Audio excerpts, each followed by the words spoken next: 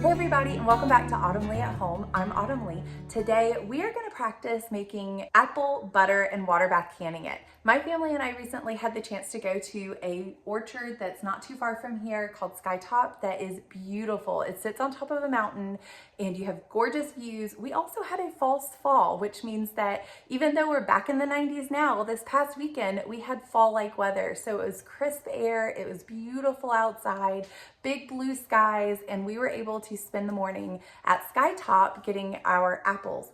We got Honeycrisp apples at this Skytop orchard. It has farm animals. There are apple cannons. Have you ever heard of an apple cannon? They are awesome. It's where you just stick an apple in a cannon and you shoot it across the lake at a target, and the kids have a blast doing it. We also had a hayride and just getting to roam around on the grounds during this beautiful weather. They even have apple donuts and apple cider slushies. So one of the great things about getting to spend family time together while shopping local and supporting our local farmers.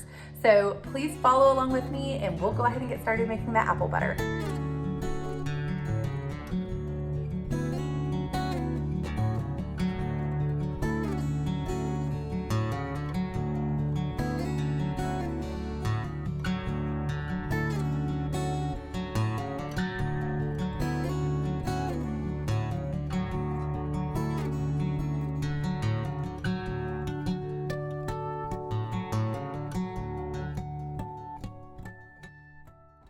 Our first step is to weigh out and wash the apples. This recipe is found in the ball canning book and it calls for about 4 pounds of apples. If you don't have a scale, fear not. You are able to use 12 to 16 medium-sized apples is what the recipe says to give you a rough estimate about how many apples you would need.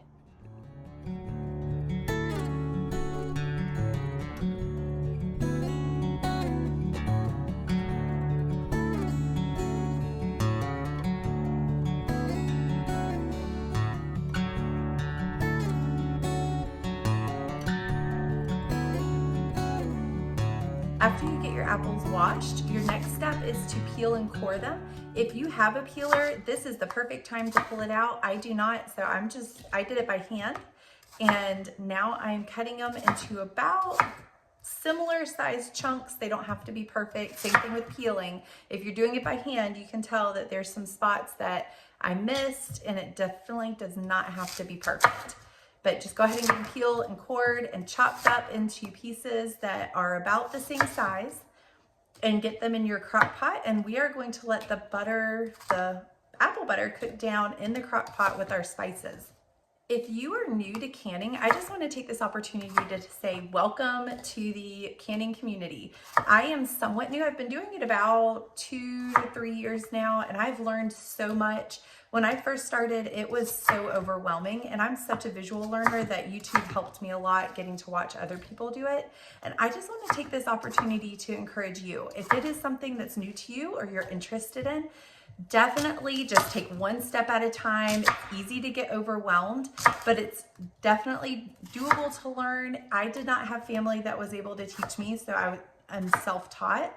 And I just had to learn one thing at a time. The difference between water bath canning, pressure canning, all of those things. I will link a video at the end that you are welcome to go back and watch. And it talks about the difference between pressure canning and water bath canning. And it gives you all the tips and tricks of what the different devices and tools are that you use while canning in general.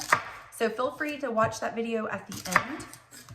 I would like to build a community here that just encourages each other to try something new. If you've never done this before, water bath canning and either applesauce or apple butter are definitely a great place to get started. And apple butter and applesauce are just very simple, and you can water bath can instead of pressure canning.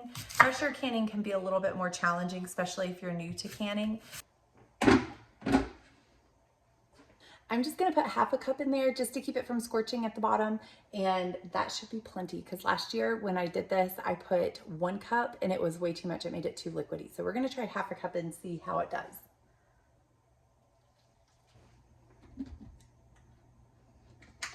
The recipe that I'm using from the Ball Canning book calls for 4 cups of sugar, so I'm going to substitute some of it for brown sugar.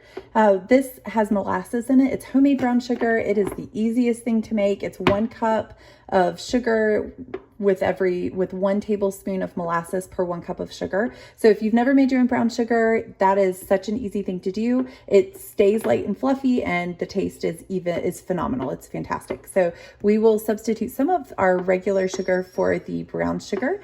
And then I don't have cloves, and from my understanding, you are able to substitute some of the spices out. That doesn't change whether or not that you need to change it from water bath canning to pressure canning.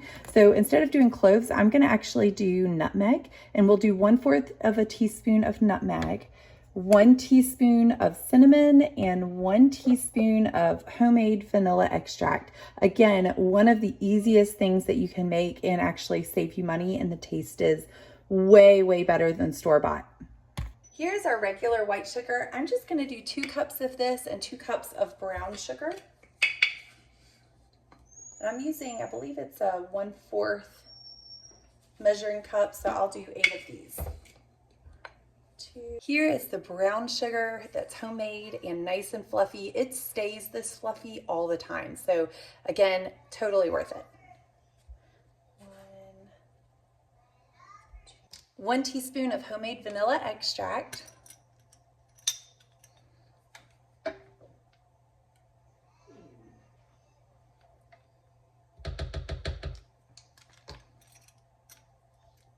1 heaping teaspoon of cinnamon, and I can hear my daughter singing in the background, which means she woke up from her nap. So I'm gonna go grab her here in a second.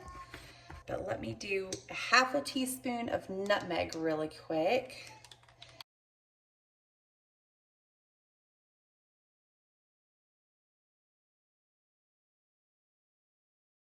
Now that I have the nutmeg, the cinnamon, and vanilla extract, as well as brown sugar and sugar in here, I'm gonna go ahead and put the lid back on. Well, let me give it a good stir first. I will come back once the apples are kind of in the mushy state and they're really cooked down. Then I'm gonna be able to take the pureer and puree them and start heating up our jars, and we'll be ready to can it. It's that simple. The recipe called for 2 cups of water to be put in this crock pot. However, I know last year I put 1 cup of water and it was way too much. My apple butter was very liquidy. We still ate it. It still tasted fantastic, but I didn't want it quite as watery this time. So I only put 1/2 cup of water. And to be honest, I really think I probably could have even put less than that. Really, I think next year I'm just going to put just a tiny bit at the very bottom of the crock pot just to help keep it from scorching. And while it's cooking out throughout the day, I just give it a good turn that way, or stir. That way I keep it from scorching on the bottom, and we are able to get that nice brown cooked down, all the flavors incorporate together. It smelled fantastic in the house. It smelled like fall, and it was making me very excited for the fall season. Y'all, I am telling you, this is the easiest recipe ever to water bath can, and I think this was the first time that I truly felt comfortable without feeling like I had to do every little step and focus very hard. And this is the first time that I felt like I could do other things while canning and preserving food in the kitchen at the same time. And it cooked in the crock pot all day. I let it sit for about 5 hours cooking while stirring occasionally.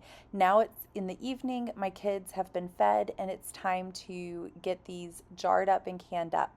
So my jars, my first step is to clean them. You can use your dishwasher. You don't have to sterilize them anymore as long as your processing time is at least 10 minutes. And I will put that website link down in the description, so you are welcome to go and look as well. But because my jars have been sitting on the shelf, I always clean them after use. However, because they sit on the shelf, they collect dust sometimes. So I give them a good wash before pressure canning or water bath canning, either one. Here I am taking out my utensils that I use for canning. My water is heating up in the back. I went ahead and filled the jars with water and put them on the stove so that they could start warming up. You don't want your jars to become boiling or hot. You just want them simmering so that they're warm. The idea is to have all of the jars, the liquid that goes in the jars, the water to be about the same temperature so that you don't crack any jars. If you are not new to canning, you are welcome to skip ahead in the video a couple of minutes. I'm just going to go over the tools that I use for canning. These are the tongs that I use to pull the hot jars out of the hot water. That way you don't burn yourself. I use a funnel to try to decrease spillage. However, I will say I'm very messy still. And this is our headspace measuring tool. It almost looks like stair steps at the end, and this allows you to measure the headspace, and that can be anywhere from 1/4 an inch to an inch. Headspace is the space that you have between the food, where the food stops at the top of the jar, and the very tip top of the jar ends as well. And each food can be a little bit different, so you want to make sure you look at your recipe. This apple butter recipe calls for 1/4 inch headspace. Now that I've gone over the tools, I am going through my lids and my rings and making sure that there's no rust on them, no dents. I am not reusing lids for canning purposes. When I reuse lids, it is to put fruit and vegetables in jars in the fridge, or when I dehydrate fruits or herbs and I put them on the shelf to make them last a little bit longer. The lids that I'm currently pulling are ones that came on the jars or came out of a box, so they are brand new. They've never been used for canning before. I do want to go through and make sure that there's no dings or rust or anything that may increase the risk of them not sealing. Just a moment ago, you saw me pouring a little bit of distilled white vinegar in a bowl and set it aside. We will use that in just a moment to clean the rims of the jar, just to make sure we get all the sticky stuff off. Earlier in the video, you also saw me go ahead and puree the apples and all of the ingredients that were in the crock pot. I did that earlier and then just left them in the crock pot on warm so that they all stayed warm. I didn't want them to continue cooking because I didn't want them to burn. But by keeping it warm, again, the idea is to bring all of the items to the same temperature, which is warm in this case. And it is time to pull the jars over and start filling them.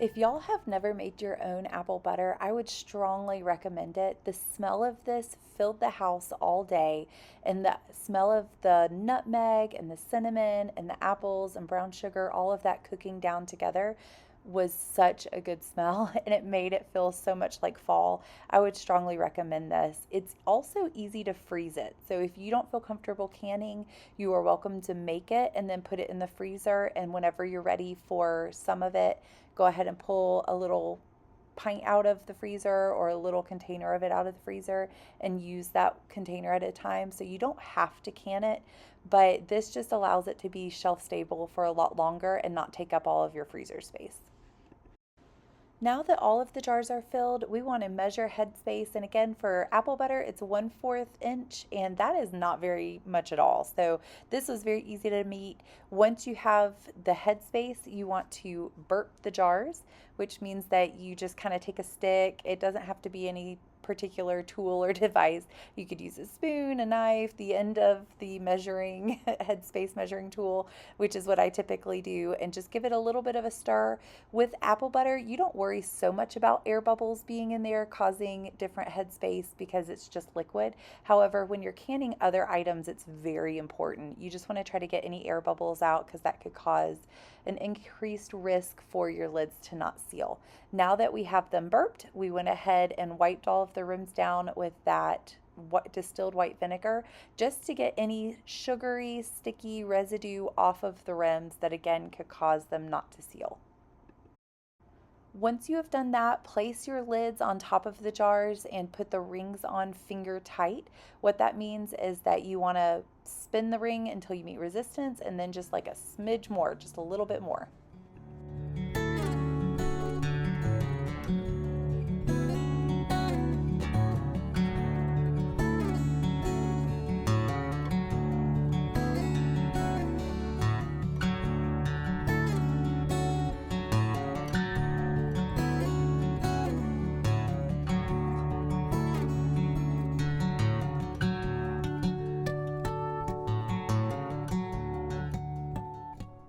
The whole time that you are filling the jars, you want to put the pot with the hot water or simmering water back on the stove to keep it warm. And again, just keep it on low or low simmer. That way it just stays nice and warm for your jars to go back into. And then it is time to put the jars back in. You want to make sure that there's at least an inch of water above the largest jar that you have. So if you're doing different size jars, you always go with the larger size jar for the processing time, as well as the water above the jar. You want to make sure that it's at least an inch. And the way I measure it without having to stick my finger in there is by using the headspace measuring tool again. I stick it in there, and if it goes above the stair steps, then it's ready to go. If not, then I add a little bit of water. You could tell here that I needed to add a little bit more water. Once I did that, I made sure that I put the lid on and I brought it up to a rolling boil, which is what you just saw. That's where you can't stir the bubbles away, that they just keep on moving, and you want to have that before you start your processing time. And for pint-sized jars, which I currently am using half pints with 1 pint size, so because I had the 1 pint in there, I needed to make sure that I was using pint size processing time. And for pint-sized jars for apple butter, it was 10 minutes. And once I saw the rolling boil, I started my 10-minute timer and let them go for 10 minutes. Once that 10 minutes was over, I turned the stove off. I did not move my pot at all. I just let it stay there on the stove. I turned the stove off and I let it kind of cool down for at least 5 minutes, if not longer. Hey everybody, our apple butter is finished. We are going to let it sit here and cool for another 12 hours or so, and then I will take the rings off and put it on the shelf. But I just want to take this time to say thank you so much for joining me here today at Autumnly at Home. Please like, subscribe, and share down below, and I hope to see you guys next time.